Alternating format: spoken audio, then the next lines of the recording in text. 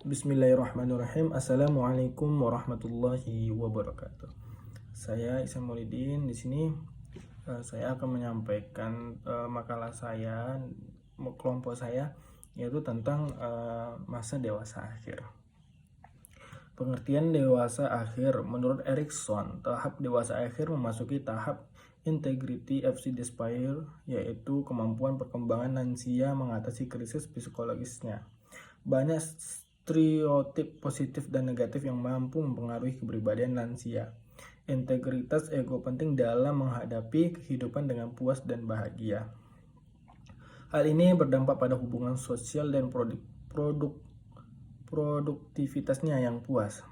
Lawannya adalah despair, yaitu rasa takut mati dan hidup terlalu singkat. Rasa kekecewaan. Beberapa cara hadapi krisis di masa lansia adalah tetap produktif dalam peran sosial, gaya hidup sehat, dan kesehatan fisik. Menurut J.F. Sandrox, ada dua pandangan tentang definisi orang lanjut usia atau lansia, yaitu menurut pandangan orang Barat dan orang Indonesia. Pandangan orang Barat yang tergolong orang lanjut usia atau lansia adalah orang yang sudah berumur 65 tahun ke atas. Sedangkan pandangan orang Indonesia lansia adalah orang yang berumur lebih dari 60 tahun. Lebih dari 60 tahun karena pada umumnya di Indonesia dipakai sebagai usia maksimal kerja dan mulai tampaknya ciri-ciri ketuaan. Menurut Hurlock, tahap berakhir dalam perkembangan ini dibagi menjadi usia lanjut dini yang berkisar antara usia 60 sampai 70 tahun dan usia lanjut yang dimulai pada usia 70 tahun hingga akhir kehidupan seseorang.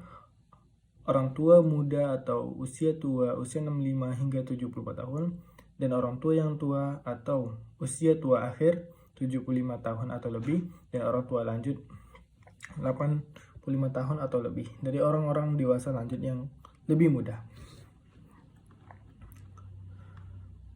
Pegolongan lansia menurut Debcast dikutip dari Aziz 1994 menjadi 3 kelompok. Kelompok lansia dini 55 sampai 64, kemudian kelompok lansia 65 tahun ke atas, kelompok lansia risiko tinggi yaitu lansia yang berusia lebih dari 70 tahun.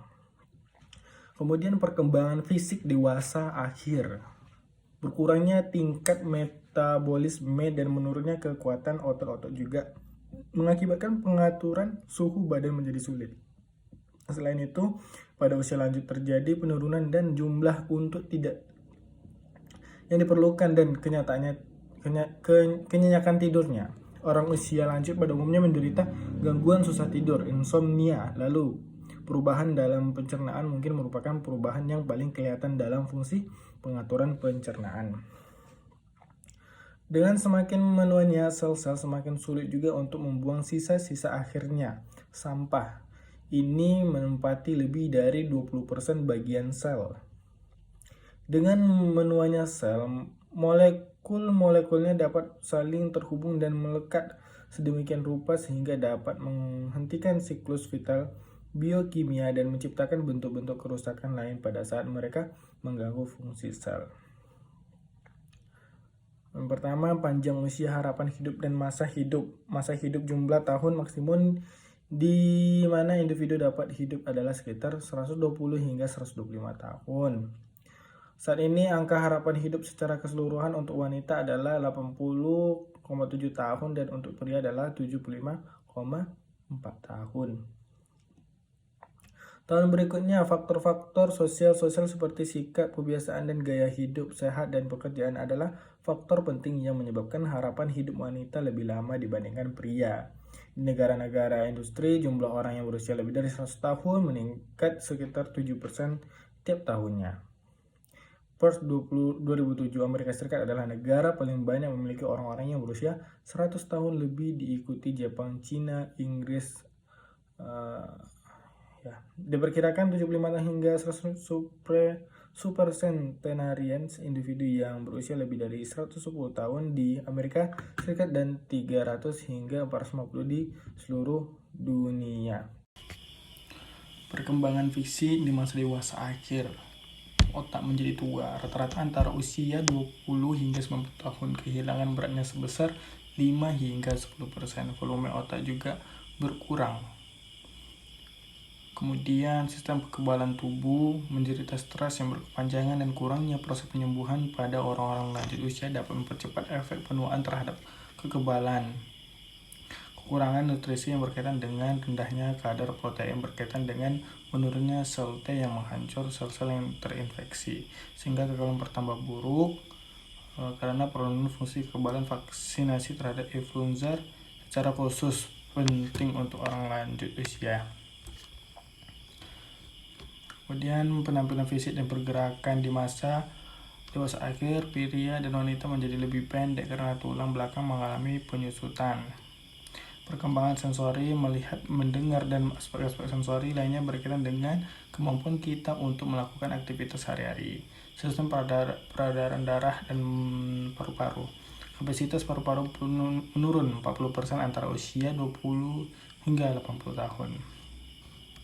Kemudian kesehatan masa dewasa akhir. Ketika usia bertambah, maka kemungkinan kita akan terkena penyakit juga akan meningkat. Mayoritas orang dewasa yang masih hidup hingga 80 tahun atau lebih cenderung menderita semacam gangguan.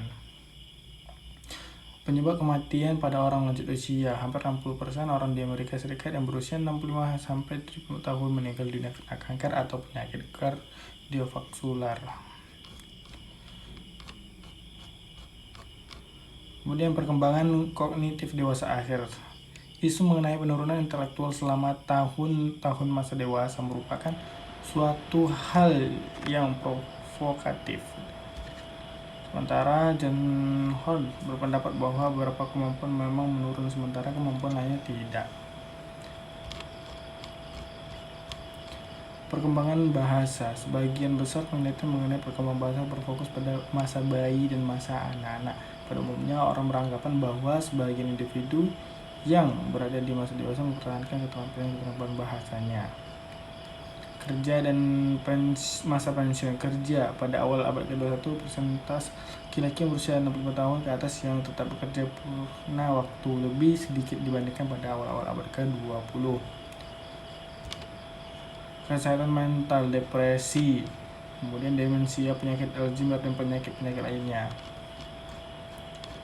Kemudian penutup, demikianlah yang dapat saya sampaikan mengetahui materi yang menjadi bahas dalam makalah ini. Tentunya banyak kekurangan dan kelemahan karena terbatasnya pengetahuan, kurangnya rujukan atau referensi yang kami peroleh. Hubungannya dengan makalah ini, penulis berharap kepada para pembaca yang budiman memberikan kritik, saran yang bangun demi sempurnanya makalah ini. Semoga makalah ini dapat bermanfaat bagi penulis, para pembaca khusus pada penulis. Assalamualaikum warahmatullahi wabarakatuh.